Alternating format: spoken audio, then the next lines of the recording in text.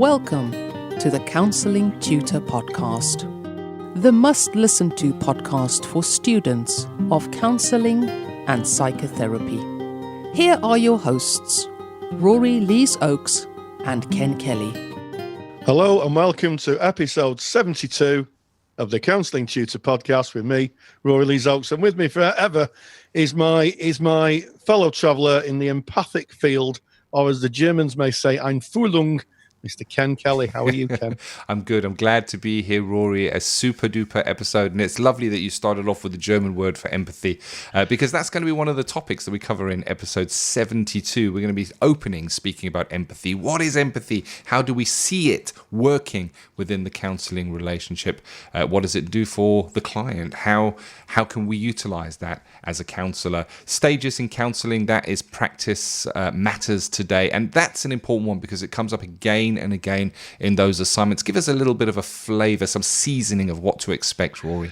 Right, so I'll just get my seasoning pot out. But it's stages in counselling are really important because it gives us an idea as counsellors what tasks need to be addressed in certain stages of the counselling relationship. We have tasks to do to keep us ethical and to offer the best service to our clients. And I'm going to be speaking about what those tasks are. Love it. So that's stages in counselling. And then we're going to be closing episode 72 by looking at something that comes up so often. And I know, Rory, when we tutored together, it was often a debate amongst our learners, and that is immediacy. What is immediacy? How do you identify immediacy? This is, Ken. Sorry? Hey? This is immediacy. Yeah. I was talking about it like that. So that's a really good topic. We're going to be coming to immediacy. But kicking off episode 72 by looking at empathy in counselling. And I just wanted to kind of head this up by saying, these topics are all informed from conversations that happen on our Facebook group, from questions that are asked on our Facebook group. If you're not a member of our Facebook group, get on to Facebook, go to Counselling Tutor, just put it in as a search term. You'll find our group. Come on in. We have thousands and thousands of like-minded learners, counselling students from all around the world. We've got some tutors in there, some counselling tutors. We've even got many qualified therapists who hang out for the CPD and for the richness of the conversations that happen within Counselling Tutors, a spam-free zone. So come and have a look and join us. So speaking about empathy, Rory, what's your thoughts on that? Well, I mean, empathy is different to sympathy. I think a lot of people get it confused initially in training. Sympathy is feeling sorry for someone, effectively. And sympathy always comes from your frame of reference. So you can tell when someone's being sympathetic, that must be awful, that must be terrible. And it may not be the case. Empathy is trying the very best you can to understand what the other person's saying as if you were that person, along with the feelings that go with it. That's empathy. We try and get as near as possible to how someone feels and their experience of the world. And there's a name for it in counselling, and it's called frame of reference. We try to get into their picture frame. We don't stay in our picture frame. It's interesting, and I know that the question is often asked, how do you exercise empathy? How do you practice empathy? Is empathy something that you just naturally have, or is it something you can do exercises for? And if you look at the other skills, like maybe paraphrasing, you can practice paraphrasing, and that can be kind of marked, and you can get feedback on that. But empathy is something that happens within.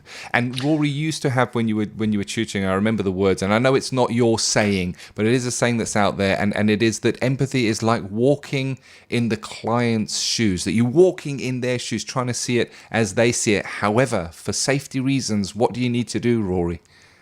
Keep your socks on. I love that. You need to keep your socks on. Yeah, and you don't want to get. It's like going into another room. That's the best way I could describe it. So you have your frame of reference, which is your room, and you go into someone else's sort of emotional and narrative place, and you walk around very gently, like you would if you went into a china shop. You go you tread very lightly. That's one of the things as a takeaway, I think. Tread lightly when you're working empathically with somebody. But you need to be able to find the door back to your own world, because you don't want to leave the therapy session and not be able to re-engage with your world and your room. And that sometimes happens. I had a colleague many years ago who was working with a client and just couldn't get their frame of reference out of their head, and he had to do a quick march to supervision a day later for the supervisor to lead them out and lead them back into their world. They were just so taken with what the client was saying. That's it. It's the importance of those safety socks and realizing this is the client's information that they're bringing. But it is our job to submerge ourselves in that and see it and try and perceive it as the client does. Carl Rogers speaks a lot about empathy. He recognizes it as one of the necessary and sufficient conditions of needs to be there. You have to have empathic understanding. And Carl Rogers recognizes empathy as being a circle, in that empathy is pretty useless unless the client is able to perceive at some level that you do understand them. And the way I think of this is, we can connect empathically with a character in a film. You can go and you can watch a film and you can be moved emotionally, either to joy and elation when they win the race, or you can find yourself with tears rolling down your cheeks and you're empathically connecting to their story. But it is worthless empathy because it lives only in the frame of reference of the viewer. We're not able to communicate that back in any way. So for empathy to be effective within a counseling relationship, we need to be able to I guess, give over that understanding that we get it, so that the client goes, somebody hears me, somebody understands. And I guess that is the circle of empathy that makes it effective in counselling. Well, yeah, and Rogers wasn't immune to that. He spoke very eloquently about it. A quote from his book, A Way of Being, page 10, and he said, "When a person realizes he has been deeply heard, his eyes moisten. I think in some real sense, he is weeping for joy. It is as though he was saying, 'Thank God someone heard me. Someone knows what it's like to be me.'" Oh, listen to the power. Power of that, the words of Carl Rogers. So there is kind of a taster of a definition of empathy, why it is important in the counselling relationship. How might we show that we empathically understand it? If it's so important for that circle to be complete, what do we do as counsellors other than go, yeah, okay, I hear you, because that's not really that full showing of empathy? What techniques, what can we do, Rory? Well, first of all, we look like we're listening. Yes. So that's the key thing. Not only do we look like, but we actually are. We actually are.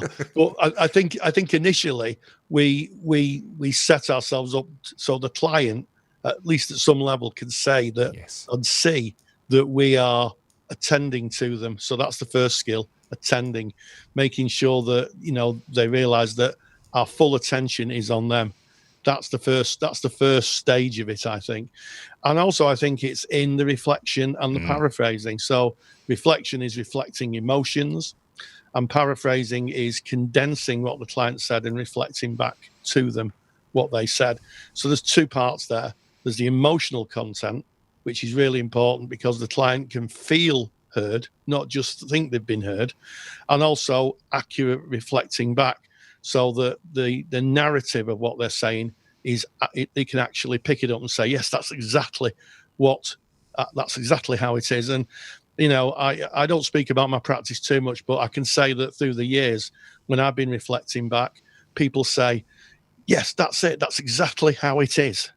That's it. And occasionally, if I'm misattuned to a client, they may say, no, it's not like that. In which case, say, tell me a little bit more, and I try and kind of match myself up to it. So yeah, that's the two key skills I think here is reflecting, paraphrasing, and of course, initially, to be able to get the information, the most underused skill, silence. I like it. And you're 100% right. It's in that attending, in that being there, in the way you present yourself, in your body language, in your the expression on your face, that warm acceptance, and really accepting that client, listening to them and being there. And as you say, Rory, a reflection, you're basically a true reflection is the client's exact words said back to them. And what I hear you saying there, Rory, it's about looking for the emotion words and reflecting them back. So they may say something along the lines, here's just an example pulled out of thin air, whenever he does that, he makes me really angry because he does it again and again and again. And the narrative is that he does something again and again and again. but the emotion is, he makes me really angry. And that's the bit that we might reflect back. We reflect back those emotions, and you're 100% right. It strikes that chord, and the client goes, yes, somebody hears me. Because how often has the client maybe spoken to a friend about stuff that troubles them, and they're given advice or sympathy? Oh, that must be so terrible for you. So those are excellent examples, Rory. And I like what you said there, that when we are maybe paraphrasing and maybe take a slightly wrong step and get something slightly wrong, where we see that we're not within the client's frame of reference, means we're outside of that empathy warmth, I guess, the empathy glow. There's the opportunity for the client to let us know, so we can step back in. As you said, the client will go, no, maybe it's not like that, it's like this, and we can realign that frame of reference and be back within that empathy glow. Absolutely fantastic. It really is. And I guess empathy, to take it to the more advanced stage, we speak about idiosyncratic empathy. And all that means, idiosyncratic basically means unique or different. And that empathy will be unique and different as your clients are unique and different. And in one session, you may find yourself laughing with a client with joy that the tears roll. And in another session, you may find yourself in the depths of sadness, sharing moments with a client. And that is idiosyncratic. It changes depending on who sits in front of you, and that's okay. It's not just a one-size-fits-all something that we put on and project out. No, and it separates us. I think the use of those, sometimes called core conditions, those three: empathy, congruence, unconditional positive regard. In terms of empathy, I think it separates us from our colleagues in other helping professions, because we're really trying to understand. We're not trying to fix or advise or do anything other than just try and be with the client, hear what they're saying. And as Roger's said, the client can go away and think someone else knows what it's like to be me. Oh. Big difference, I think. There you have it. There is the subject of empathy. If you're writing about empathy in an assignment, refer to this podcast. You can refer to counsellingtutor.com. We have an amazing article that we have on empathy that really goes in depth, with a whole video over 40 minutes of Carl Rogers speaking about empathy. It's actually called Carl Rogers on empathy, and you can find that by going to counsellingtutor.com. Use our big search function, which allows you to search all of our resources, and there are hundreds and hundreds of them. Put in the word empathy, and that's going to come up for you, and you can go and have a look at that. And there's even a little download, a little handout that you can grab from that. And I'm just going to end also with a bit of a quote from Carl Ransom Rogers. We think we listen, but very rarely do we listen with real understanding, true empathy. Yet listening of this very special kind is one of the most potent forces of change that I know, from the man himself.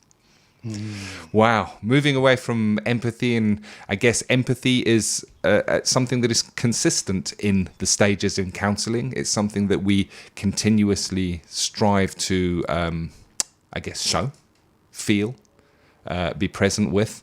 But the stages of counselling vary. From a client coming in is hopefully different to a client who may be leaving. They may be at a different stage, and there's different things we do at different stages in counselling, and that's what you're going to be speaking about today. So without any further ado, let's get straight into Practice Matters. Practice Matters. It may come as a bit of a surprise to some that there are stages in a counselling relationship. And the reason for that is there are defined pieces of work that need to be done for the arc of therapy to take effect and for counselling to kind of get underway. The initial stage is contracting.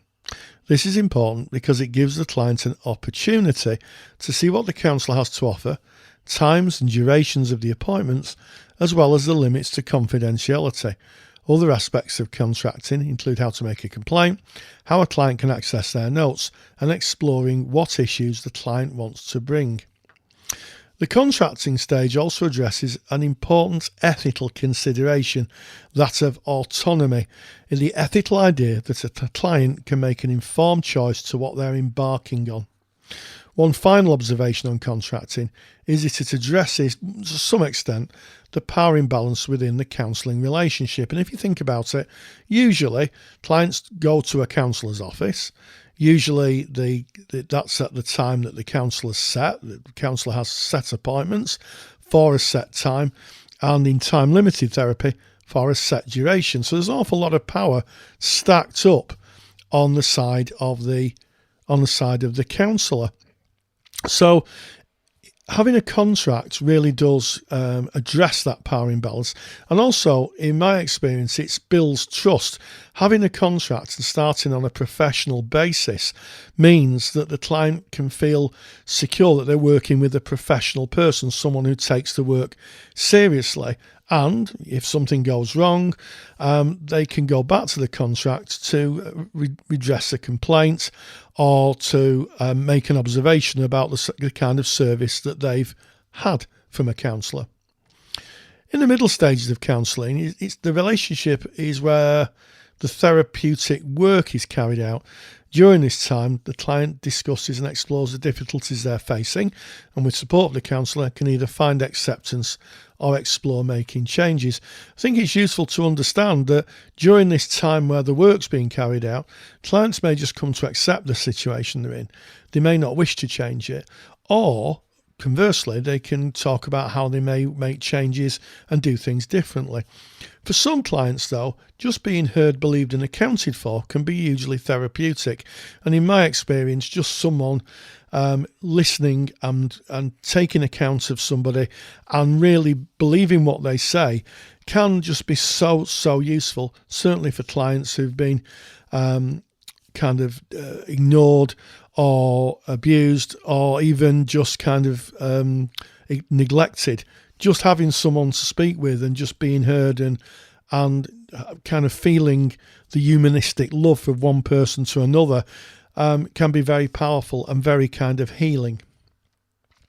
The final stage is a preparation for endings. Now, this is usually discussed in fixed term engagements. So a fixed term engagement would be where you have maybe 6 or 12 sessions, and it would be good practice to make the client alert to how many sessions are on offer. That would be in the contract.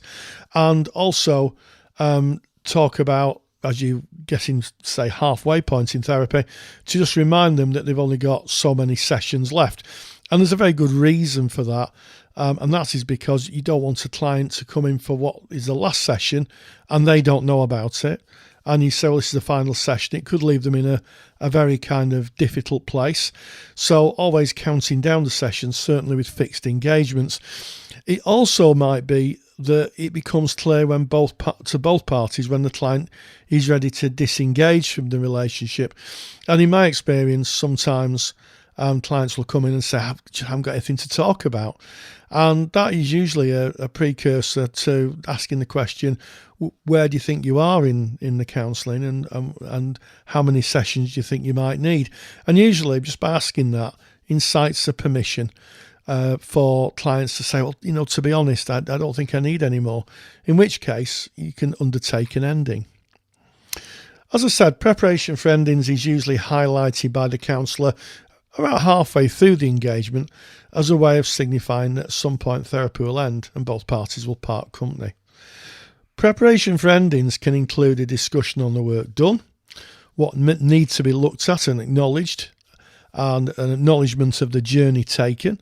So sometimes it's about the counsellor highlighting the changes that the client's made and how far they've come.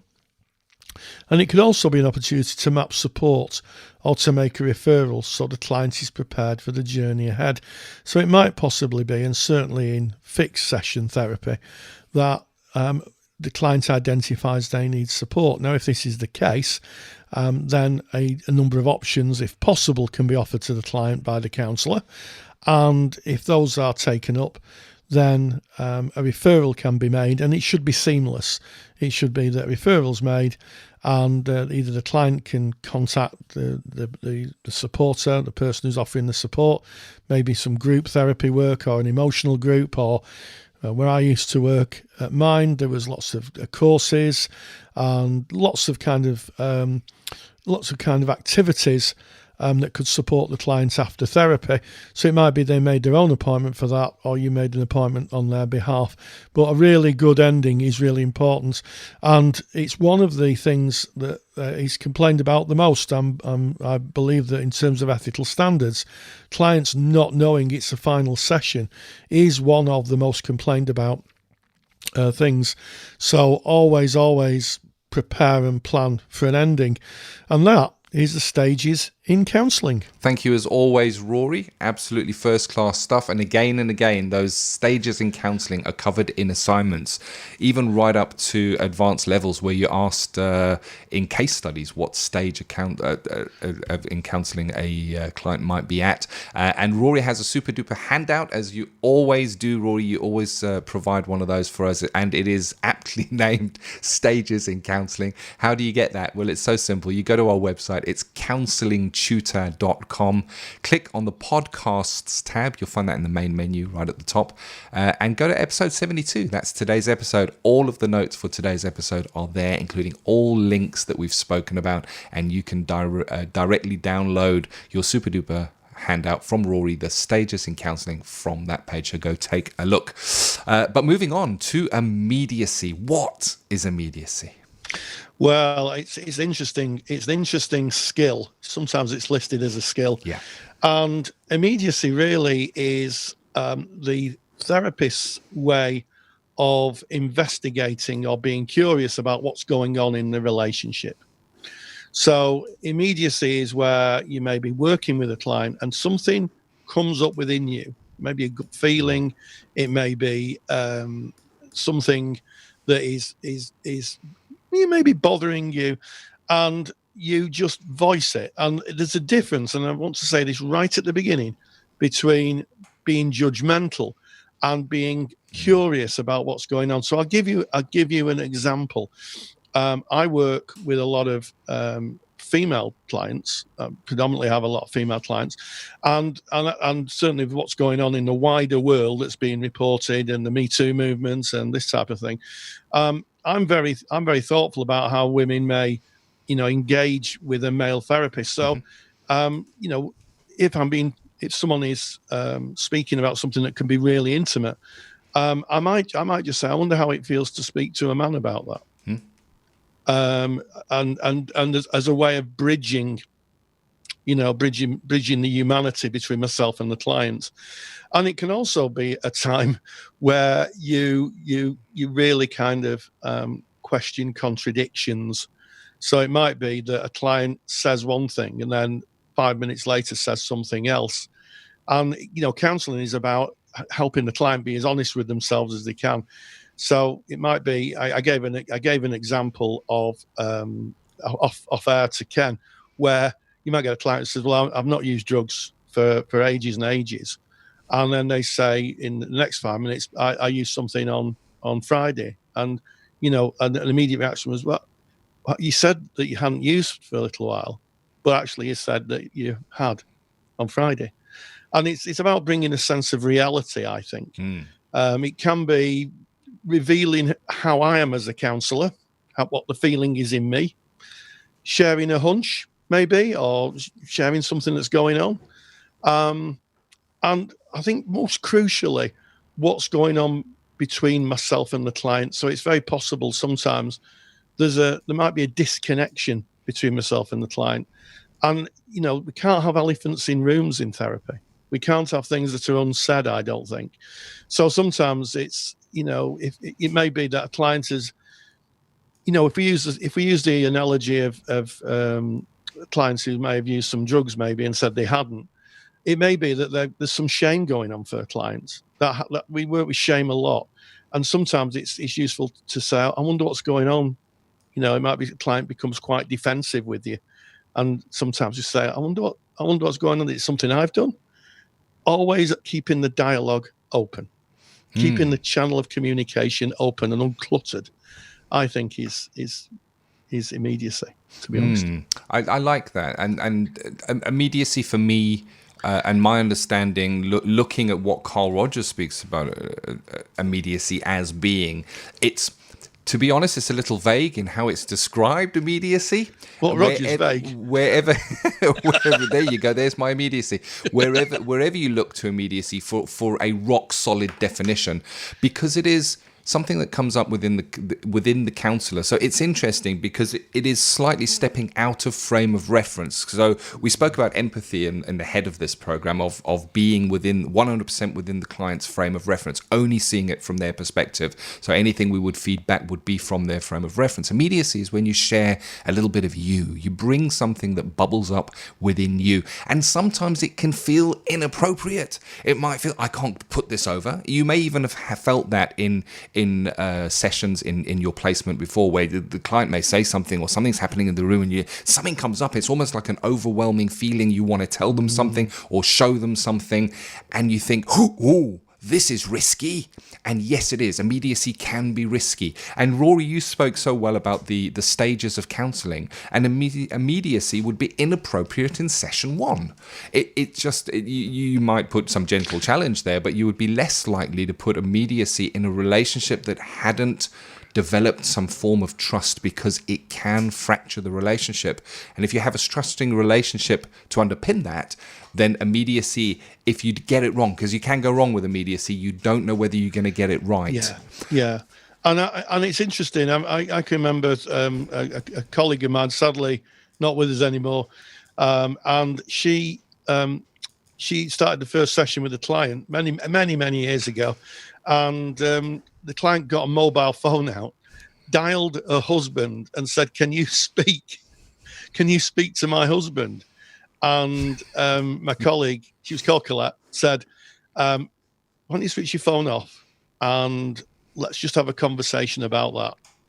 And that's immediacy. Immediacy, you usually see it comes up around boundary issues. Where people may be pushing the boundaries, and a therapist has to be immediate. They have to say what's in them. And I'd point you to Rogers. Rogers, I was laughing earlier saying Rogers vague. Some of the things he said were a bit vague, I think. But if I can say that, he said, and I can't remember where the quote was from. He said, "I don't have to be consistent. I just have to be the thoughts and feelings that are present with me at any given time." Yes. Oh, I love that. That's immediacy. That's the core of it, I think.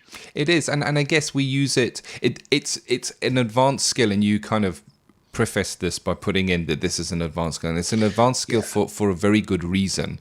You need to have some experience under your belt to know when it is appropriate to use immediacy.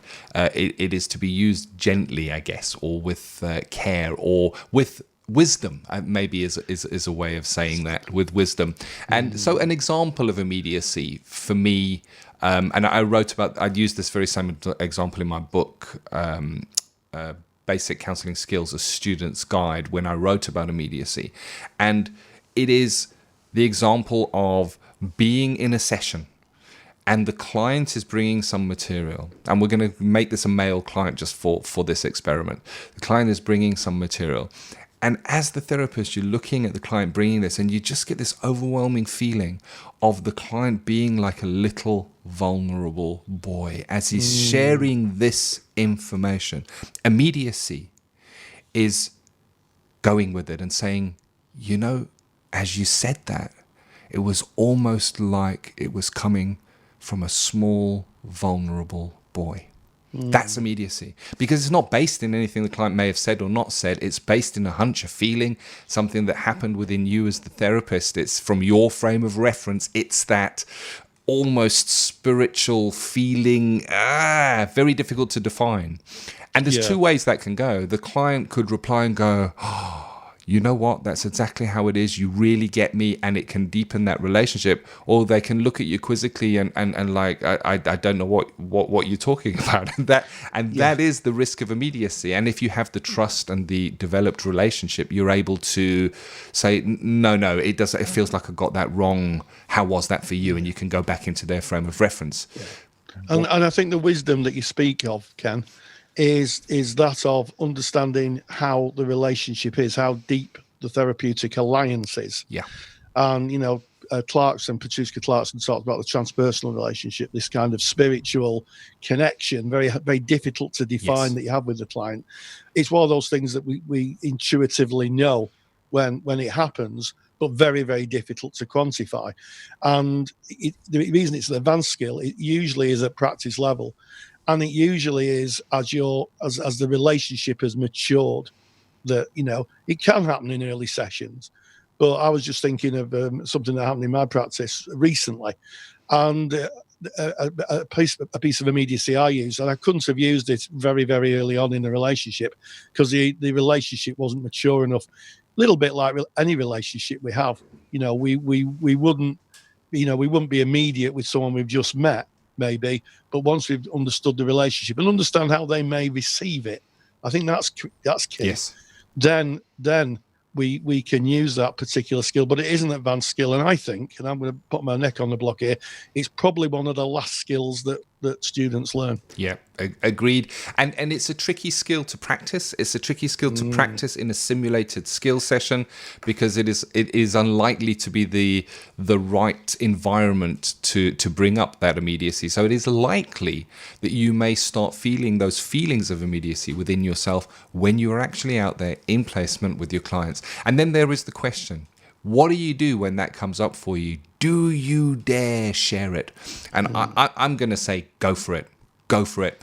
Go and find, what was it Roger says that towards the end, he was saying, the more I'm fully just myself, the more I'm seeing the movement in my clients. Don't quote me on that because that is so far away from the actual quote that he said. That's what I took from it. But go for it. Go risk it. Go and risk it and put it out there and see what it does in those relationships. It's a wonderful, magical thing, immediacy. Very difficult to describe. I don't know if we described it adequately here, Rory. Well, I'm not sure either, Ken. Yeah. That's my immediate reaction. But what you know when it works, Yes. When you're with the clients and you use that immediate reaction, when it works. And I have a little perceptual filter, so that when this kind of idea comes through, I run it through this very quickly through this filter, and that filter just does a switch saying, is this my stuff or is this connected to the client? Yes. So it's connected to our old friend, which we'll look at in another episode. I've looked at it in lots of episodes.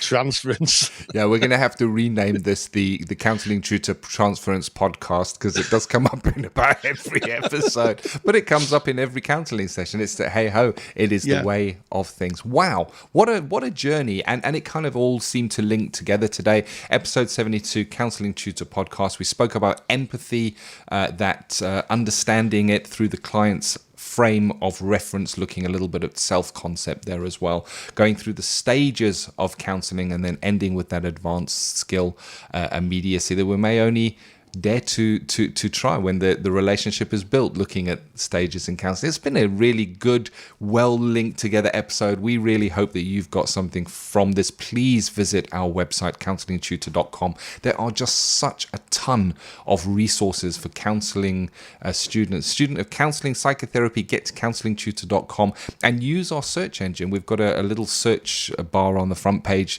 Put in what you're looking for and it will return back that subject for you. Get into the Facebook page. Just go to Facebook, Counselling Tutor, knock on our door. We will let you in. It's been awesome. It's been awesome. Yeah. Well, as always, stay grounded and stay safe. Take care. If you enjoy the topics and handouts here on the Counselling Tutor Podcast, then you will love the Counselling Study Resource. CSR was built by myself, Ken, and Rory Lees-Oakes to give you the support you need during your counselling studies. So get access to the world's most comprehensive collection of resources aimed at supporting you in your journey to become a counsellor. Take the stress out of your studies by visiting counsellingtutor.com/CSR. That's counsellingtutor.com/CSR. Thank you for listening to the Counselling Tutor Podcast. Find the show notes for this episode on our website at www.counsellingtutor.com.